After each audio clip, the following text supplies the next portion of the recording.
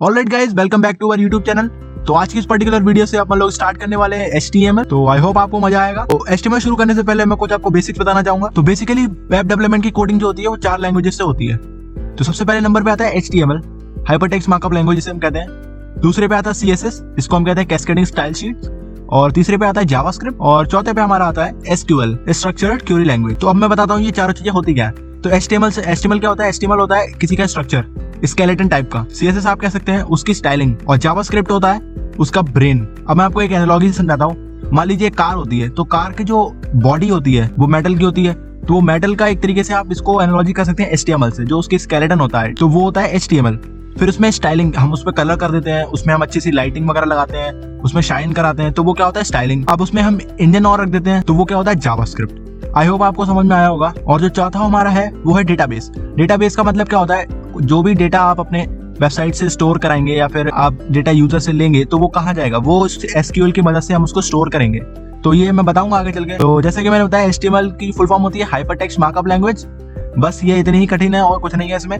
तो markup language का मतलब क्या होता है?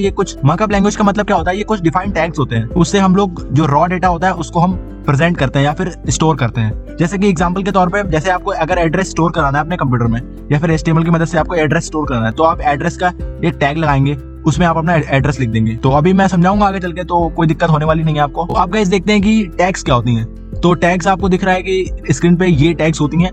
तो इसमें 3 चीजें होती हैं एक टैग में। सबसे पहले होता है ओपनिंग टैग, फिर होता है हमारा कंटेंट, फिर होता है हमारा क्लोजिंग टैग। तो ओपनिंग टैग क्या होता है? यहाँ से हम लोग को पता लगाता है कि हाँ कोई भी टैग ओपन हो रही है, मतलब यहाँ से टैग का शुरू हो गया।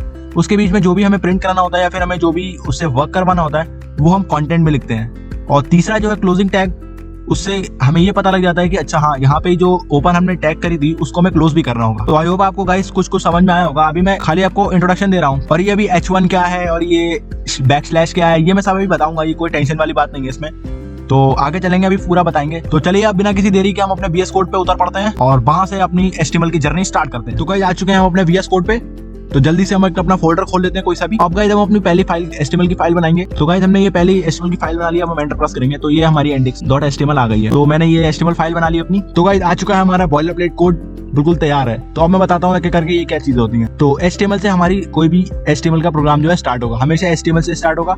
सेकंड नंबर जो हमारा हेड है, इसमें हम कुछ फाइल्स इंक्लूड करते हैं, जैसे कि हमें टाइटल या फिर हम जो चीज बाहर से लेके आते हैं। मान लीजिए आपने कभी फॉन्ट्स यूज करे हैं या फिर आप कुछ भी मेटा डाटा यूज करते हैं, तो वो चीजें हम सब हेड में रखते हैं। इसके अभी आप टेंशन छोड़ दीजिए, इसको मैं बहुत अच्छे से बाद में डिटेल में बताऊंगा, तो इसको अभी रहने दीजिए।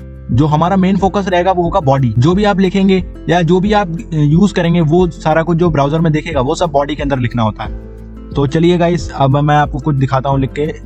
तो लेट्स से हमने एक हेडिंग बनाई है। H1 का मतलब होता है हेडिंग 1। अभी मैं सब बताऊंगा, कोई टेंशन वाली बात नहीं है। तो लिखते हैं हेलो वर्ल्ड। ओहो, ये क्या है? तो गाइस हमने हेलो वर्ल्ड लिख दिया। अब इसको हमें रन कराना है। तो हम कैसे रन कराएंगे? तो सिंपल, मैंने पिछली वीडियो में आपको एक एक्सटेंशन इंस्टॉल करवाया था, तो जरूर देख लीजिए अगर पिछली वाली वीडियो को।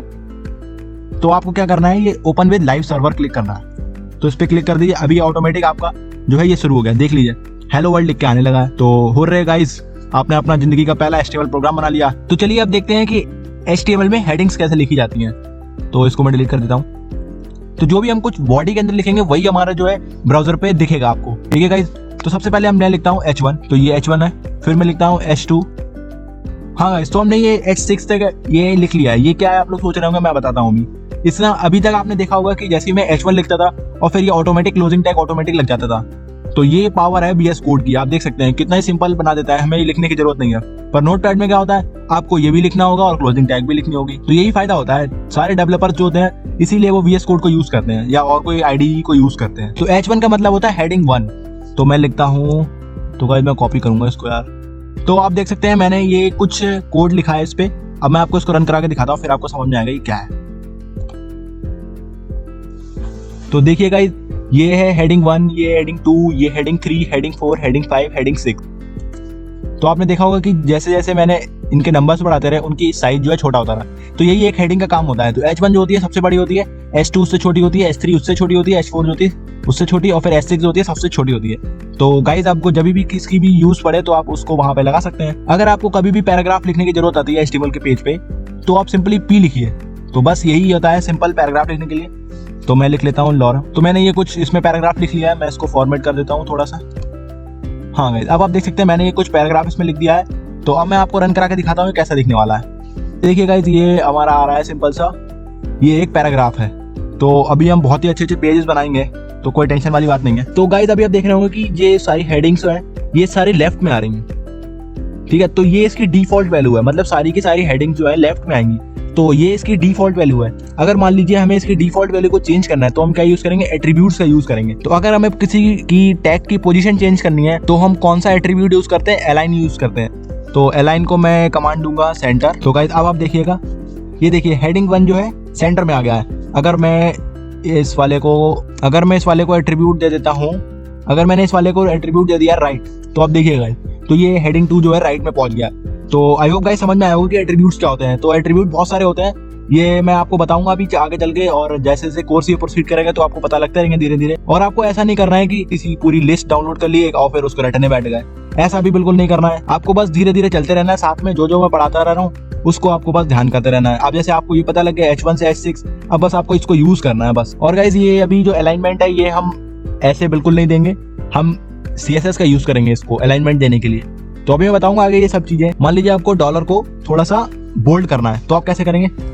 एक ये टैग होती है स्ट्रॉन्ग टैग, तो आप ये देखिएगा मैंने डॉलर को जो है स्ट्रॉन्ग के अंदर लिखेगा। अब आप देखिएगा, ये देखिएगा डॉलर जो है थोड़ा बोल्ड हो चुका है। तो अगर आपको बोल्ड करना है तो आप ये यूज कर सकते हैं। अगर आपको मान लीजिए इटैलिक करना है, आई लिखिए, इसके अंदर कुछ भी लिख दीजिए, वेब डेवलपमेंट। तो गाइस देखिए, ये देखिए आप वेब डेवलपमेंट जो है इटैलिक में आ चुका है। तो ऐसे ही गाइस थोड़ा थोड़ा आप भी ये देखते रहिएगा। तो अब गाइस मैं आपको थोड़ी और टैग्स का नाम बताता हूँ। तो एक टैग होती है BR टैग। BR टैग का मतलब क्या होता है, अगर आपको लाइन ब्रेक करनी है, मान लीजिए आपको ऑफिशिया, अगर मान लीजिए इसके बाद आपको कुछ भी नहीं चाहिए, इसके बाद जो भी लिखा हुआ है आपको चाहिए कि ये नेक्स्ट लाइन में आ जाए, तो आप कैसे करेंगे। तो ऑफिशिया के बाद आप लिख देंगे BR टैग। इसका कोई भी क्लोजिंग टैग नहीं होता है, ये आप ध्यान रखिए। कुछ कुछ ऐसे टैग्स होते हैं जिनका क्लोजिंग टैग नहीं होता, जैसे इमेज टैग होता है। तो ऐसे बहुत सारे टैग्स होते हैं जिनके क्लोजिंग टैग नहीं होते हैं, तो वो बताते रहेंगे, तो आप देखते रहिएगा।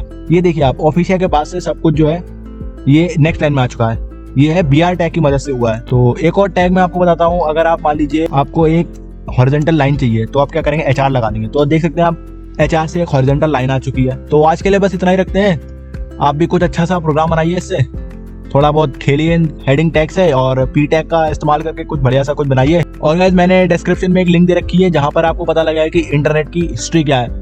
तो अगर आपका इंटरेस्ट है थोड़ा बहुत वो पढ़ लीजिएगा। तो ऑलराइट गाइस, बस इस वीडियो के लिए बस इतना ही। तो आई होप आपको जो मैंने बताया समझ में आया होगा।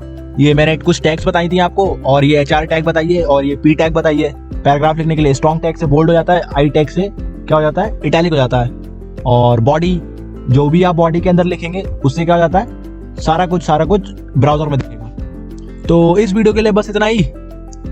बाय बाय गाइस, सेफ रहें और कोविड से बच के रहें यार। और इसकी भी कुछ प्रैक्टिस कर लीजिएगा, इसमें क्या ही प्रैक्टिस करेंगे पर, लेकिन फिर भी अगर आपको मन करे कुछ भी बनाने का तो इनसे कुछ ना कुछ बना लीजिएगा। ठीक है गाइस, मिलते हैं नेक्स्ट वीडियो में और भी अमेजिंग कंटेंट के साथ। तो बाय गाइस, थैंक यू।